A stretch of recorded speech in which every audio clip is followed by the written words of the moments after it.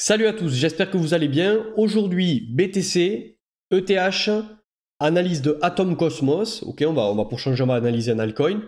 On va recadrer un peu les choses sur de l'investissement ou du swing investissement, ce que je suis, c'est-à-dire entre le trading et l'investisseur. Donc on va plus parler de l'investissement moyen terme pour arriver à surfer, à tirer maximum de profit sur une bague haussière et à limiter une baisse, limiter la casse sur les phases baissières. C'est ça le swing investissement, c'est ça l'investissement moyen terme. Je remercie les nouveaux arrivants, ça monte petit à petit, je crois qu'on est à 160 abonnés. Objectif pour la fin de l'année, 500 abonnés. Sache que ça passera aussi par, entre guillemets, ta participation. Le like, le commentaire, je le sais là, bande de petits coquins ou coquines, j'en sais rien. Hein. Je faisais la même chose. Vous êtes beaucoup de viewers là dans l'ombre, parce que je le vois, il y a quand même des gens qui regardent les vidéos, et ni vu ni connu, je vous connais pas. Alors sachez que l'algorithme YouTube, surtout en ce moment, crypto-monnaie, on met pas en évidence. Alors quand vous êtes une petite chaîne crypto-monnaie, vous n'êtes pas du tout visible dans les suggestions sur les côtés. Donc qu'est-ce qui change la donne? Ce qui change la donne, c'est quand il y a une vidéo qui anormalement d'un coup se met à avoir une activité qui n'est pas commune par rapport aux vidéos d'avant. C'est-à-dire si la vidéo là commence à avoir plus de likes, plus de commentaires, un bonjour, hein, rien de plus, ou genre juste le mot référencement, mais une participation fait que d'un coup l'algorithme se dit ah, c'est peut-être intéressant ce qu'il fait, donc je vais commencer à le montrer un peu plus et c'est comme ça que ça peut démarrer. C'est Benjamin, Crypto Liberté, la chaîne des investisseurs Sniper.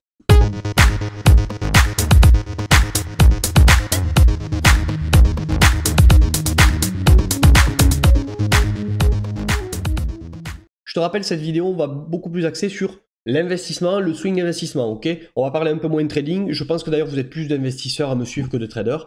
Donc, et ça tombe bien puisque je ne suis pas un pur trader. Je fais du trading, mais je suis quand même plus investisseur, comme je t'ai dit en début de vidéo, entre les deux.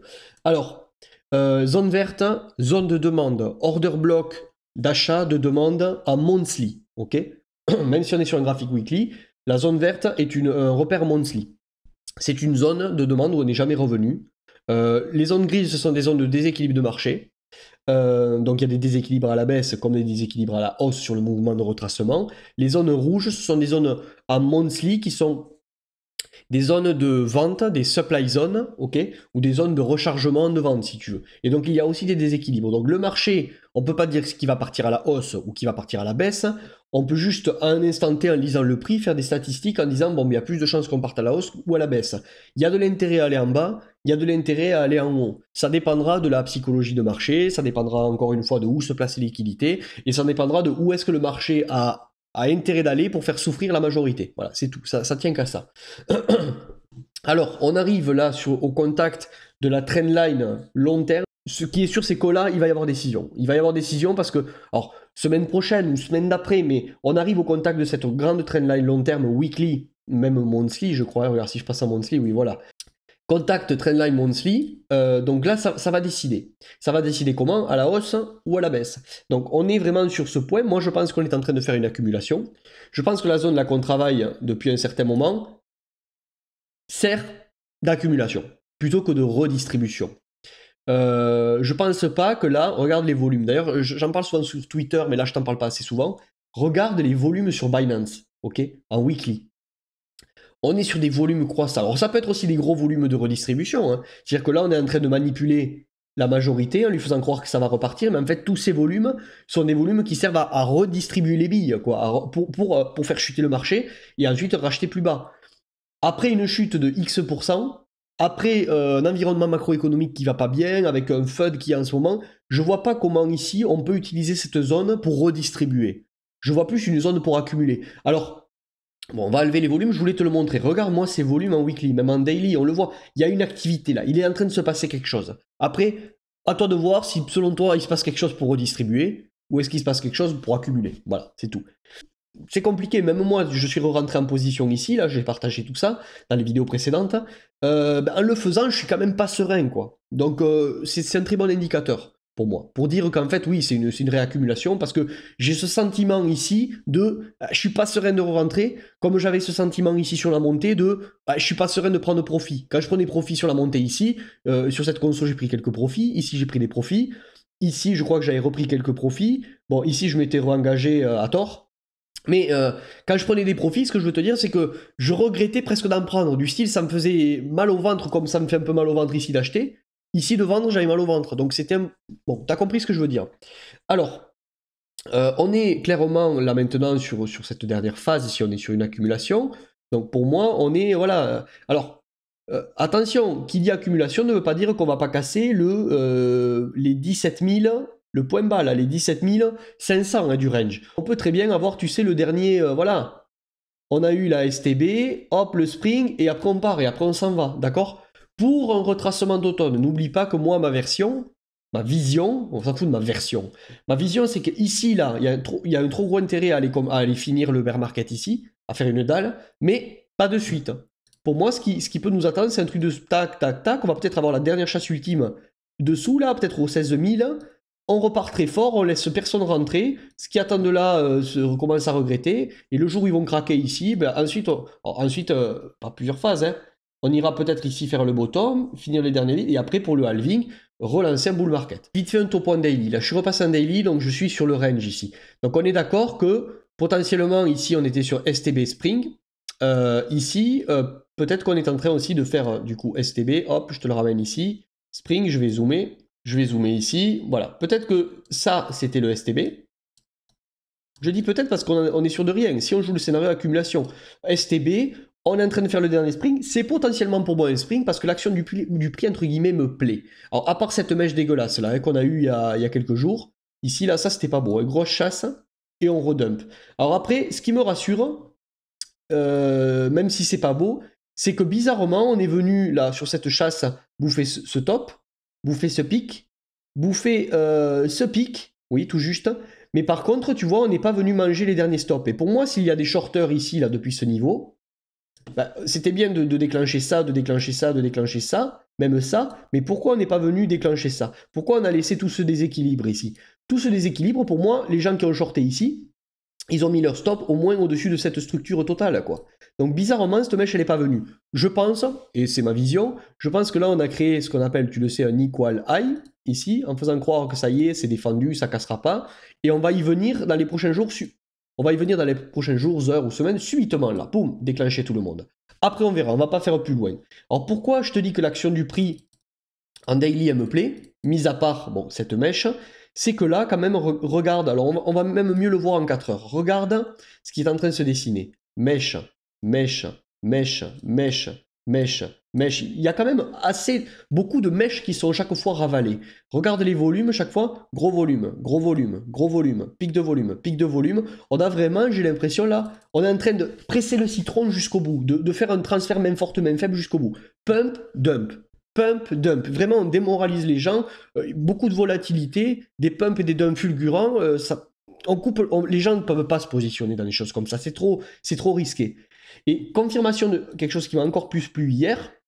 Donc ça, c'était hier sur la mèche de 14h, jeudi 29 septembre. Donc hier, effectivement. Regarde-moi cette mèche-là. On est venu vraiment recombler un order block en 4 heures à l'achat. Tac, boum, ravalé de suite. Et là, ce qui est dingue, c'est qu'il y avait un range qui s'était créé, tu vois, ici, et ici, bon, entre guillemets. Et là, on est venu dessous, et on est venu où clôturer? On est venu clôturer à nouveau dans le range. Donc ça veut dire qu'on est venu chasser, là, en 4 heures. Donc, je vois plus de chasse au sud qu'au nord, hormis celle-ci, là, qui est moche. Bon, c'était sur une news, je crois, c'était sur une annonce de Jérôme Powell. Bon, voilà où on en est. Moi, je pense qu'on est vraiment sur le sprint de l'accumulation. Alors n'oublie pas, on peut très bien avoir un scénario final. C'était le STB, hop, et le spring il va se terminer comme ça. Poum poum. Ok. Peut-être qu'il va y avoir une chasse. Donc attention quand même. Bon, attention. Si tu es investisseur ou swing investisseur comme moi, le jeu en vaut la chandelle de prendre position ici. Mais j'attendrai quand même des confirmations. Attends au moins ça maintenant, un truc du style pam pam. Et tu rentres ici parce que peut-être que tu n'auras pas le retest derrière. Hein. Du style pam, pam, petit dit, petit dit, petit dit. Tu le sais. Si le marché il refait comme il avait fait ici, il ne laissera pas rentrer les gens sur l'explosion. Alors, Ether, pareil, les zones vertes, ce sont des zones de demande, des zones de déséquilibre sous l'action du prix actuel. En monthly, où on n'est jamais revenu, bien que le chart la saute en weekly. Et pareil, les zones rouges. Les zones rouges sont des zones de vente en monthly qui devront être comblées. Est-ce que le marché va aller au sud ou au nord? Bon, ça va être corrélé. Hein. Si BTC casse au sud, Ether cassera certainement au sud. Après, il n'y a jamais de certitude, mais bon. Donc Ether, là, qu'est-ce qui se passe? Donc Ether, on est toujours sous la trendline, d'accord? Il y avait eu le sell the news sur le merge. On est en train de consolider. Alors Ether, on est revenu, tu vois, dans des... Alors je vais passer directement en daily. Ether, on est revenu, tu vois, taper les prix là, que j'avais annoncé là, il y a quelques temps en disant, bon, il y a un order block daily ici, un peu plus court terme. Il est fort probable qu'on revienne au 1276,46, ça a été touché. 1223, ça a été touché. Alors, on n'a pas touché encore le 1119. Je pense, moi, que le 1119, on va y revenir. Ether, pour moi, là, on a validé une tendance baissière en daily, attention, hein. On était repassé bullish en daily, et là, on vient de repasser bearish. Pourquoi on est repassé bearish? Parce qu'on fait top, top, top, creux et creux, d'accord? Donc, on a une tendance baissière clôturée et validée. Ça ne veut pas dire que là, on ne va pas pumper dans les jours qui arrivent.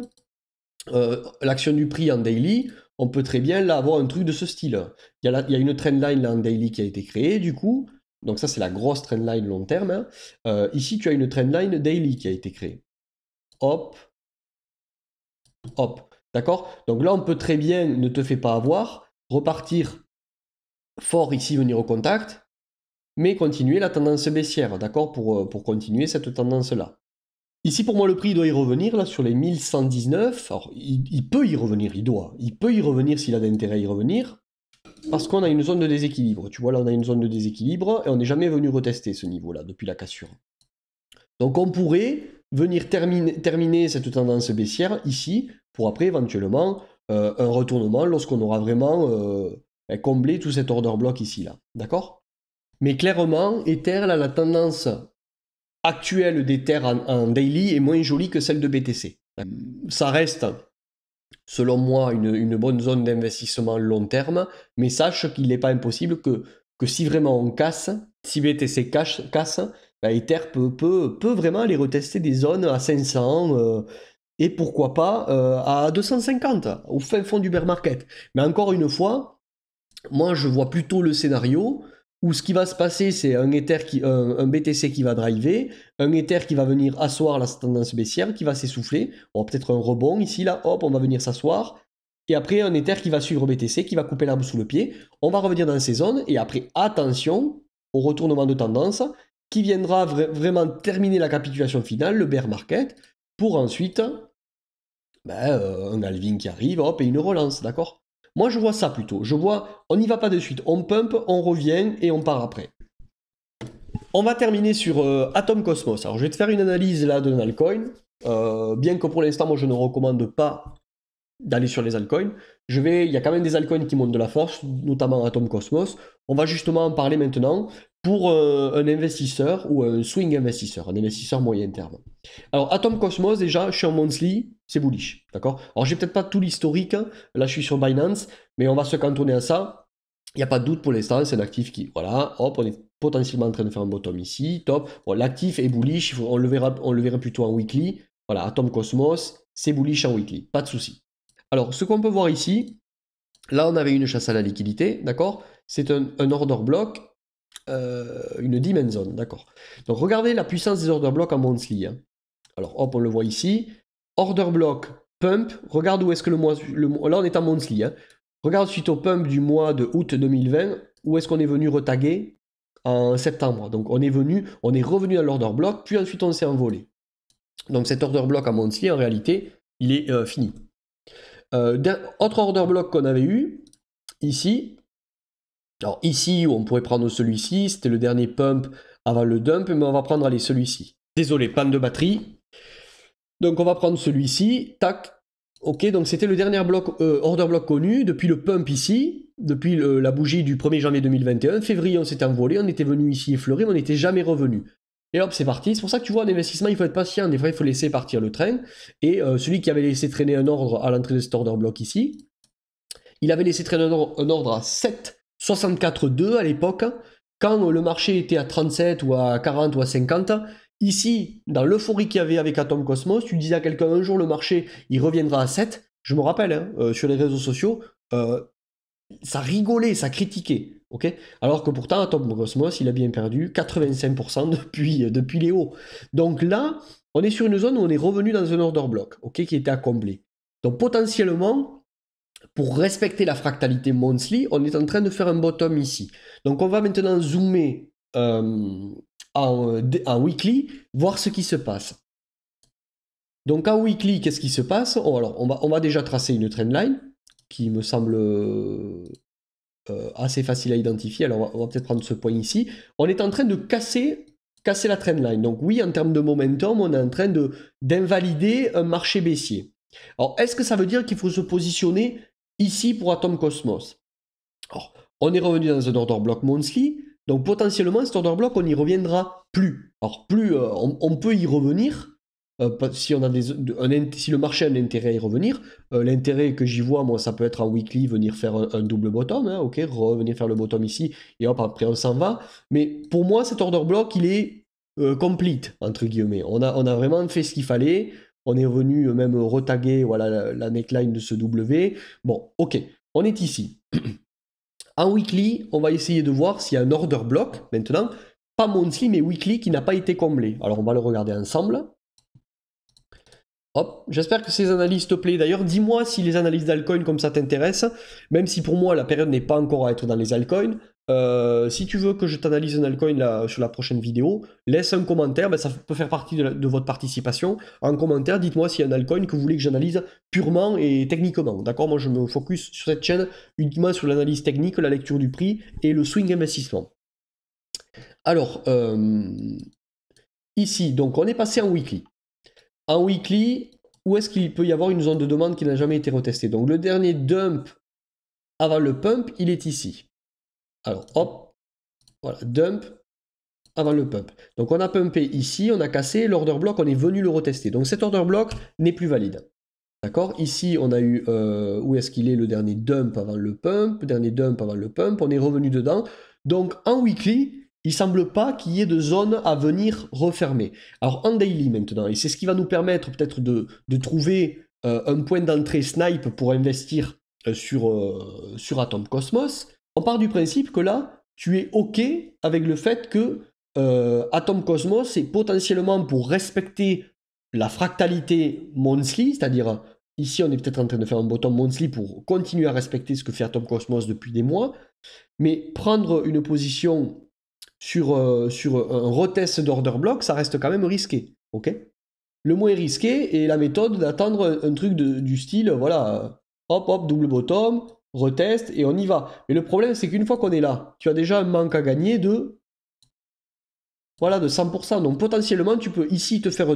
S'il y a une continuation de la tendance baissière, c'est-à-dire si ça c'était une redistribution, tu te fais potentiellement ici, quand tu rentres, dumper ceux qui ont acheté le bottom ici. Ok, donc ici, il va y avoir une pression vendeuse potentiellement. Donc tu peux aussi te retrouver avec un truc qui fait pam, pam, pam. On a baissé, ici, hop, double bottom, redistribution, on va plus bas, et le vrai bottom, il était ici. Donc l'intérêt de prendre une position sur un retest d'order block, c'est le risque-récompense. Tu comprendras bien que si on est invalidé, bon, mais même si on vient de faire un bottom ici, tu auras une perte à holder, si tu veux holder et pas mettre de stop loss, tu vas holder une perte plus petite. Donc potentiellement, tu vas plus rapidement revenir en hausse, et en tant qu'investisseur, c'est ce qu'on veut. On ne veut pas immobiliser son cash à perte pendant un moment. Donc le risque-récompense ici est plus intéressant. Un gros risque de pump immédiat, parce qu'on respecte une fractalité monthly, et donc le bottom est potentiellement en train de se faire ici. Donc rationnellement, je prends position, et c'est intelligent de le faire pour la raison que je viens de t'expliquer.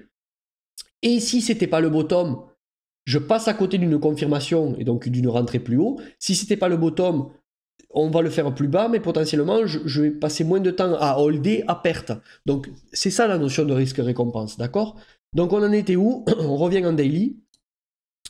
Et donc, en daily, on était en train de voir, oui, s'il y avait un point sniper après ce pump, parce que, bien entendu, qu'après un pump comme ça, on risque à un moment donné d'avoir un retracement pour faire un double bottom, ok? Un V-bottom comme ça, c'est rare qu'il ne soit pas retesté.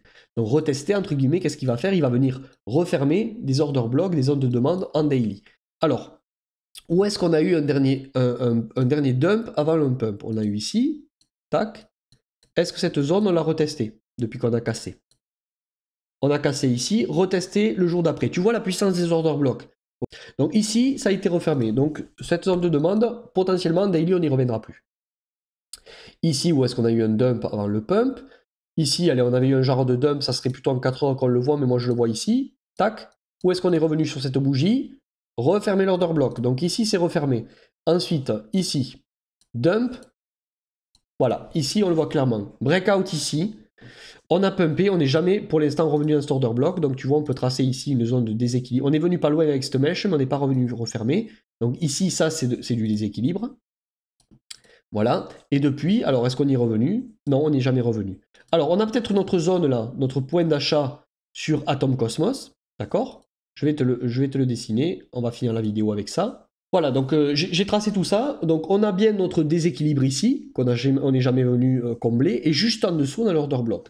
Donc, fort à parier. Alors, ne me dis pas, là, dans les semaines à venir, oui, on n'y revient pas. T'avais dit, moi, je voulais acheter ici. T'avais dit qu'on reviendra là, on n'y revient pas. On y reviendra. Quand, j'en sais rien, quand le marché aura intérêt à ce qu'on y revienne, mais potentiellement on peut se retrouver encore avec ça, FOMO, et boum, hop, on refait, et hop, et en daily, on fait ce fameux double bottom weekly, tu vois, et tu vois bien que se positionner ici, c'est très risqué, parce qu'on sera déjà, si tu veux, allez, je vais utiliser un Fibonacci, on sera déjà ici, dans une zone de rechargement de vente, si tu veux, quand on sera ici. Donc potentiellement, c'est ça que je dis souvent, si tu attends avec les indicateurs trop conventionnels les double bottom weekly, ben potentiellement quand tu vas rentrer dans une zone de rechargement de vente. Et alors ça ne veut pas dire que ça va chuter, mais ça veut dire qu'à ce moment-là, le risque que le marché se retourne et vienne purger plus bas arrive. Ok? Donc c'est pas ici qu'il faut se positionner juste après un double bottom weekly. Quelquefois. Donc c'est pour ça que c'est intéressant de chercher les order blocks. Alors, je termine la vidéo en te donnant le prix que j'ai tracé. Atom Cosmos, un prix rationnel, qui n'est pas une lecture d'avenir, on n'y reviendra peut-être jamais. Et là, tu vois, on est rentré dans une phase de retracement. On le voit, le marché, il est en train de dégueuler, là, ça y est. Top, double top, on est en train de repartir dans une tendance baissière. Donc potentiellement, pourquoi faire? Refermer cet order block et faire notre double bottom weekly. Alors, le prix, il est à 8,42. Voilà, 8,42, si tu veux laisser un ordre traîner sur Binance ou sur l'exchange que tu veux, à 8,42, c'est un super prix d'investissement, de swing investissement, d'accord? On va pas le faire dans cette vidéo, mais ce qui est intéressant de faire, et c'est ce que je fais moi à chaque fois, là on a vu Atom contre USDT, mais il serait quand même intéressant d'aller voir Atom contre BTC, le chart. Allez, je te le montre, on l'analyse pas. Ça c'est le chart de Atom contre BTC. Et encore plus, et pourquoi, je vais t'expliquer pourquoi, encore plus intéressant, on va le faire, Atom ETH. Atom ETH. Est-ce qu'elle y est la charte? Oui, elle y est sur Binance. Atom ETH. Atom ETH, c'est ça. On est dans une phase aussi de retracement. Donc, pourquoi je fais ça, moi, avant d'investir dans un coin? Mais parce que je vais voir aussi, il est bullish contre SDT, d'accord? Mais est-ce qu'il est bullish contre BTC? Et est-ce qu'il est bullish contre Ether? S'il n'est pas bullish contre BTC, donc ça, il peut être bullish contre SDT, mais pas bullish contre BTC. Pourquoi? Si BTC pump de X% et qu'Atom pump de X% sur une période donnée de 1 mois, ben finalement, Atom ne surperforme pas BTC. Pareil, contre Ether. Si on voit que Ether, sur la période de 2 mois, 3 mois, fait au final, à part des pumps des fois fulgurants, mais ça retrace, fait à peu près la même perf qu'Atom. Donc si Atom n'est pas bullish contre Ether, en termes de gestion du risque, explique-moi à quoi ça sert d'aller dans Atom Cosmos ou d'aller dans Atom Cosmos si il ne surperforme pas graphiquement Bitcoin Ether. Autrement dit, est-ce que tu as plus confiance en... Alors, à part les atomes convaincus, hein, mais moi je ne suis pas là pour faire de la religion, d'accord? Je suis là pour faire du pragmatique et du rationnel. Ce que je veux te dire, c'est que moi, si j'ai une bille à laisser, je la mettrai plus sur Bitcoin et Ether sur le très long terme. Donc comme on parle de swing investissement, à quoi ça te sert d'aller investir sur de l'Atom Cosmos si il est bullish contre SDT, mais il n'est pas bullish contre BTC et Ether? Quel est ton but en tant qu'investisseur? Accumuler de la crypto pour la revendre plus tard ou accumuler de l'USDT, qui est une monnaie qui, en tant qu'investisseur aujourd'hui, le dollar, l'euro, on cherche justement à les fuir, à investir quelque part, parce qu'on n'a pas confiance en notre euro et notre dollar à court terme. Donc on souhaite investir dans un actif qui nous rapportera plus d'euros et plus de dollars à long terme. Donc, à quoi ça sert d'aller acheter Atom s'il est bullish contre les monnaies fiduciaires? mais qui ne l'est pas bullish contre les monnaies d'investissement, entre guillemets. Voilà, je conclurai ma vidéo comme ça. J'espère que ce petit format t'a plu. Encore une fois, le like, l'abonnement, partage la chaîne pour lui donner un peu plus de hype sur l'algorithme. Et si ce petit format-là de analyse d'altcoin en fin de vidéo t'a plu, ben laisse-moi un commentaire l'altcoin que tu voudrais. Je sais pas moi, Solana, GLD, ce que vous voulez. C'était Benjamin, Crypto Liberté. Je vous dis certainement à la semaine prochaine maintenant, mais sûrement même à lundi. Ben, à lundi, bon week-end. Ciao!